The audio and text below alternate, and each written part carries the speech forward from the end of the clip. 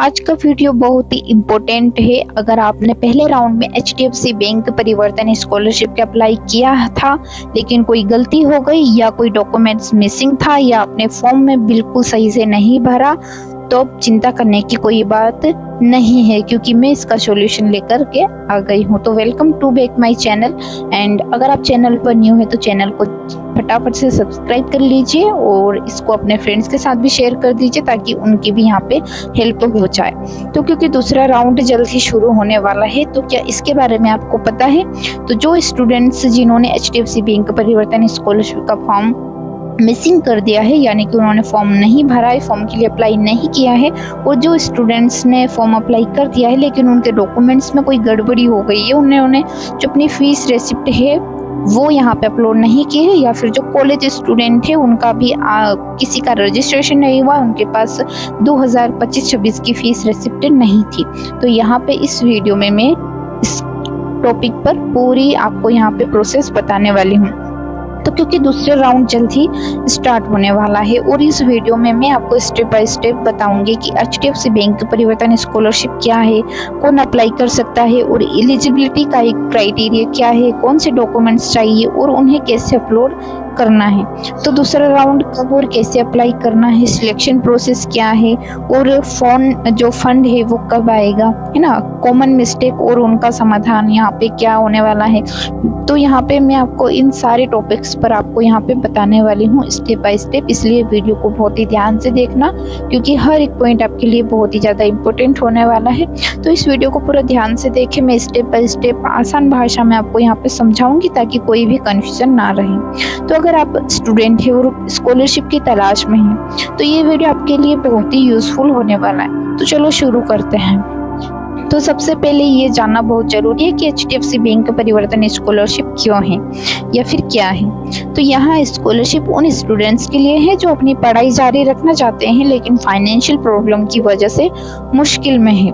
HDFC bank चाहता है कि कोई भी स्टूडेंट सिर्फ पैसों की कमी से अपनी पढ़ाई है वो नहीं छोड़े। तो कोई स्टूडेंट्स जैसे किसी की फादर्स की डेथ हो जाती है या फिर फैमिली में फाइनेंशियल इशू रहती है या फिर पैसे की कमी रहती है, जो स्टूडेंट्स बहुत ही ज़्यादा गरीब होते हैं वो अपनी पढ़ाई 12th के बाद छोड़ देते हैं, आगे वो कॉलेज की प्रिपरेशन नहीं करते हैं, या फिर कोई 8th क्लास, कोई 10th क्लास या फिर 12th क्लास के बाद अपना स्कूल वो छोड़ देते हैं, अपनी प्रिपरेशन को वहीं पे स्टॉप कर देते हैं। तो इस स्कॉलरशिप से आप अपनी एजुकेशन में मदद ले सकते हैं, जैसे कि ट्यूशन फीस है, बुक और जो है यहाँ पे जो बुक्स है, नोट्स है, अपने हॉस्टल्स की फीस है, रूम्स हैं और लैब और प्रैक्टिकल एक्सपीरियंस है, वहाँ पे जो ट्रांसपोर्टेशन जो यहाँ पे जो होता है ना वो ट्रांसपोर्टेशन कुछ ऐसा होता है, वहाँ पे इसके लिए आप यहाँ पे उपयोग कर सकते हैं। स्कॉलरशिप क्लास फर्स्ट से लेकर अंडर ग्रेजुएट और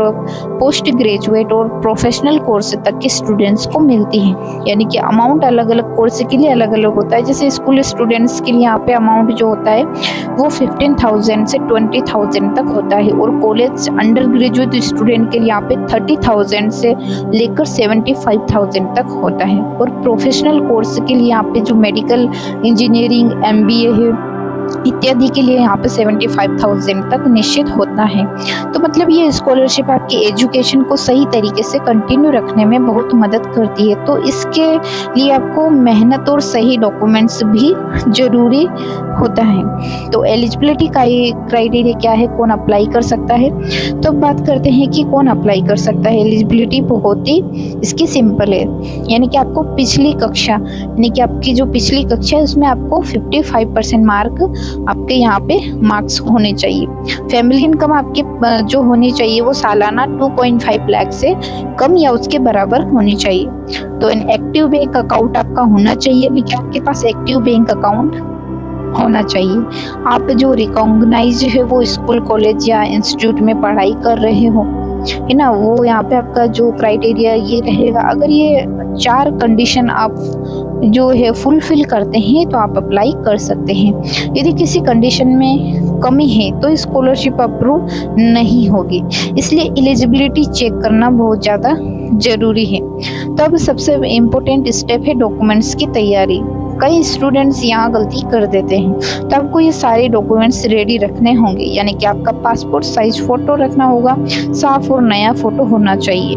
आपके जो फोटो में है वो कोई फिल्टर वगैरह नहीं होनी चाहिए, या किसी इमोजी वगैरह नहीं होने चाहिए, या कटा हुआ नहीं होना चाहिए। बिल्कुल आप जैसे डॉक्यूमेंट्स में लगाते हैं वैसे ही आपको होना चाहिए। बैकग्राउंड प्लेन और जो फेस है वो बिल्कुल क्लियर इसमें दिखना चाहिए। मार्कशीट और जो स्कोर जो कार्ड होता है पिछले साल की मार्कशीट होनी चाहिए। पीडीएफ या क्लियर फोटो में अपलोड इसमें करना है।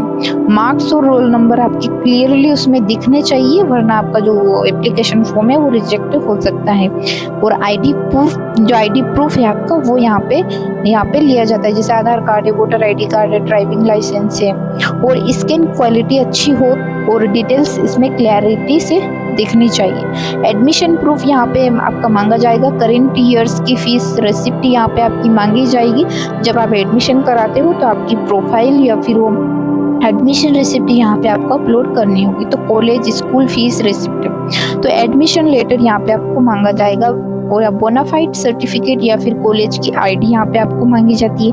बैंक डिटेल्स में आपका बैंक पासबुक की फोटो या फिर जो यहाँ पे जो होता है कैंसिलेड या जो चेक होता है वो यहाँ पे आपको मांगा जाएगा।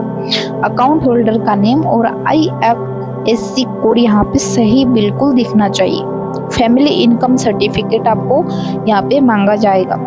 तो ग्राम पंचायत या जो वार्ड काउंसलर होते हैं, तहसीलदार होते हैं, SDM के द्वारा जो जारी किया जाता है तो यहाँ पे आपको सर्टिफिकेट लगाना है। PDF या फोटो अपलोड आपको करना होता है। इनकम जो क्लैरिटी वो मेंशन होना चाहिए। ध्यान रखें सभी डॉक्यूमेंट्स क्लियर और करेक्ट फॉर्मेट में हो। अगर कोई भी डॉक्यूमेंट्स गलत या अनक्लियर होगा तो स्कॉलरशिप रिजेक्ट हो सकती है, इसलिए इसे ध्यान से करें। तो जो कॉमन मिस्टेक और उनका जो सॉल्यूशन है वो अभी मैं बताती हूँ। तो बहुत स्टूडेंट्स पूछते हैं कि मैंने गलत फीस रिसिप्ट अपलोड कर दी, अब क्या करूँ, या मैंने गलत मार्कशीट लगा दी थी, अब क्या करूँ। तो आंसर है दूसरा राउंड है। तो दूसरे राउंड में आप सही डॉक्यूमेंट्स के साथ दोबारा अप्लाई कर सकते हैं। कॉमन मिस्टेक जैसे रॉन्ग डॉक्यूमेंट्स अपलोड करना, फॉर्म में गलत जानकारी भरना, बैंक अकाउंट या IFSC कोड गलत देना, डॉक्यूमेंट्स का स्कैन क्लियर ना होना। तो इसका सॉल्यूशन ये है कि सभी डॉक्यूमेंट्स चेक करें, फॉर्म ध्यान से भरें, बैंक डिटेल्स सही डालें और सेकंड राउंड में इसको अप्लाई जरूर करें। तो इससे आपका सिलेक्शन जो सिलेक्शन का जो चांस है वो बिल्कुल बढ़ जाएगा। तो अब सबसे इम्पोर्टेंट है दूसरा राउंड। दूसरा राउंड आमतौर पर पहले राउंड के 1 महीने बाद खुलता है, यानी कि बडी फॉर स्टडी वेबसाइट पर रेगुलरली जाए और नोटिफिकेशन आपको देखना है। जैसे ही अप्लाई नाउ ऑप्शन आए तुरंत अप्लाई आपको वहां पे कर देना। तो स्टेप बाय स्टेप आपको अप्लाई करना है। buddyforstudy.com आप वहां पे सर्च करें, HDFC बैंक परिवर्तन स्कॉलरशिप सर्च करें, अप्लाई नाउ पर क्लिक करें, लॉगिन करें, नया अकाउंट बनना है, फॉर्म केयरफुली फिल करें, सारे डॉक्यूमेंट्स अपलोड करें और सबमिट करें। फॉर्म सबमिट होने के बाद आपको एक कंफर्मेशन ईमेल मिलेगा।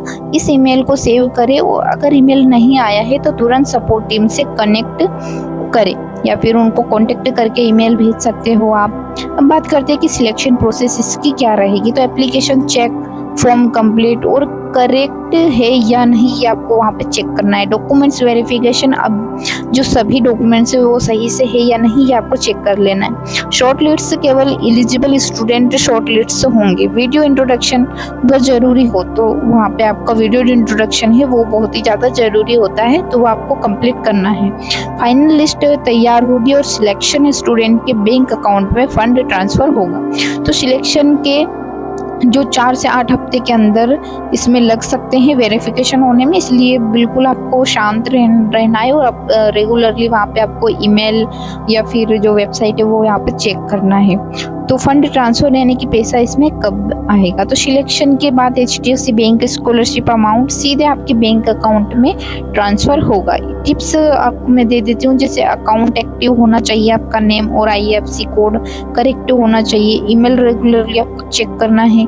अगर फंड डेली हो तो तुरंत बडी फॉर स्टडी टीम से आपको कांटेक्ट करना है। तो ध्यान रखें स्कॉलरशिप का पैसा एजुकेशन में ही यूज करें, जैसे fees, book, hostel, lab expenses है ना। और दोस्तों अगर आपने पहले राउंड में गलती की थी और आपको वहाँ पे कुछ जो इन्फॉर्मेशन है आपने गलत जानकारी फिल कर दी है, डॉक्यूमेंट्स आपने गलत लगा दिए, तो घबराइए मत, दूसरा राउंड एक और मौका आपको देता है।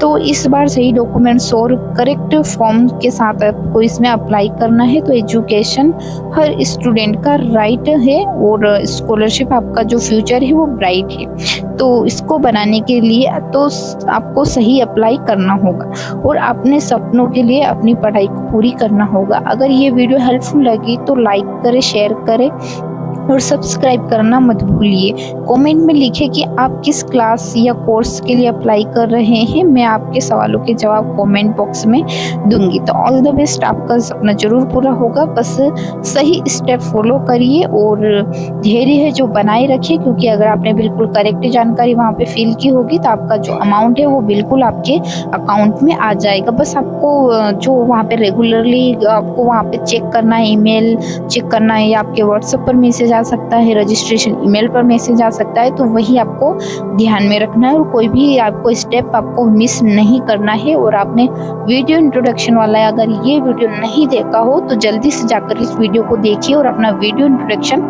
कंप्लीट कर लिए। तो टेक केयर, मिलते हैं नेक्स्ट वीडियो में। Thank you for watching.